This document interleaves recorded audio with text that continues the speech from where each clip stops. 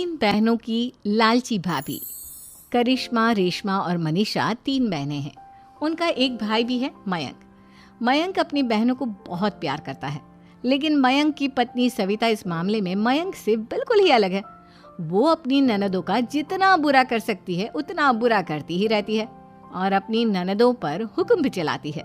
करिश्मा, करिश्मा, तुमने अभी तक नाश्ता नहीं बनाया? तुम्हारे भैया को ऑफिस जाने में देर हो रही है।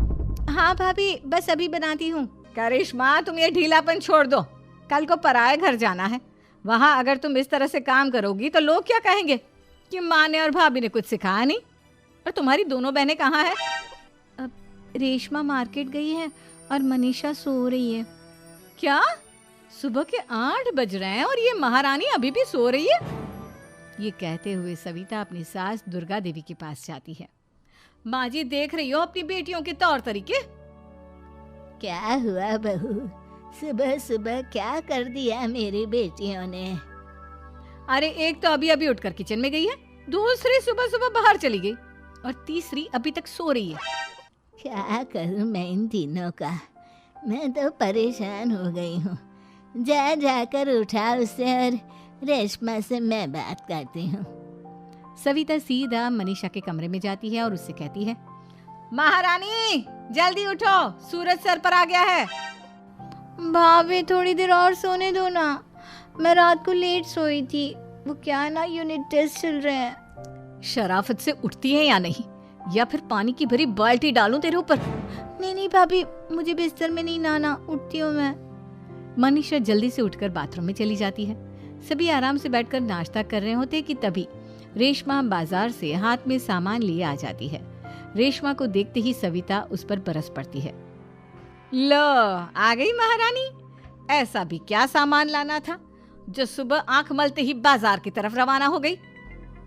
भाभी, कल आप ही तो चीख रही थी कि घर का सारा सामान मुझे ही लाना पड़ता है, घर में किसी को भी किसी काम से कोई लेना देना नहीं है।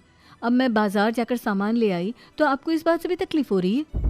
देख रही हो माँ जी, अपनी बेटी की जुबान कैंची से भी तेज चलती है। और मयंक, आप तो कुछ कहेंगे नहीं अपनी लाडली बहन को। रेशमा, अपनी भाभी से ऐसे बात नहीं करते। चलो माफी मांगो। भैया, मैं क्यों माफी मांगू? आप भाभी से बोलिए ना कि हम पर कम हुक्म चलाया करे। हम इस घर की बेटियां हैं और आपकी पत्नी की ननद है, नौकरानी नहीं। लो कर लो बात। इनकी भलाई के लिए कुछ भी बोलो तो इन्हें बुरा लग जाता है। इस घर में यही इज्जत है मेरी। देख लो माँ जी, आपकी बेटी किस लहजे में मुझसे बात कर रही है। सविता वहां से चली जाती है। मयंक को बहुत गुस्सा आता है, वो भी वहां से चला जाता है। फिर करिश्मा रेशमा को समझाती है, रेशमा, तुम्हें भाभी से माफी मांग लेनी चाहिए थी ना। लेकिन दीदी, मैंने कुछ किया ही नहीं तो मैं माफी क्यों मांगू? हाँ करिश्मा दीदी, रेशमा दीदी जैसे ही घर में आई भाभी ही उन पर चिल्ला रही थी। हाँ, मैं मानती हूँ कि गलती भाभी की थी। मैं तो इसलिए बोल रही हूँ कि भाभी ने माँ को तो पूरी तरह अपने वश में कर लिया है। वो हमारी बात सुनती ही नहीं। मयंक भैया हमारे लिए हमेशा खड़े रहते हैं, इसलिए उनकी बात का मान तो तुम्हें रखना चाहिए था ना। कोई फायदा नहीं दीदी, कुछ दिनों की बात और है, भाभी उन्हें भी हमारे खिलाफ भड़का देंगी।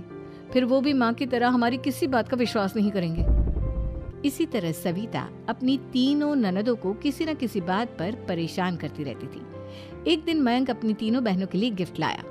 क्या रेशमा, ये तुम्हारे लिए हार का सेट। रेशमा, तुम्हारे लिए सुंदर सी ड्रेस। और मनीषा, तुम्हें किताबें पसंद है ना, तुम्हारे लिए किताबें लाया हूँ। थैंक यू भैया। थैंक यू भैया। थैंक यू भैया। करिश्मा, तुम्हारा नेकलेस कितना सुंदर है। ये भैया कहाँ से ले आए होंगे? मैंने भैया को 3 दिन पहले फोन पर ये डिजाइन दिखाया था और आज भैया ये ले आए।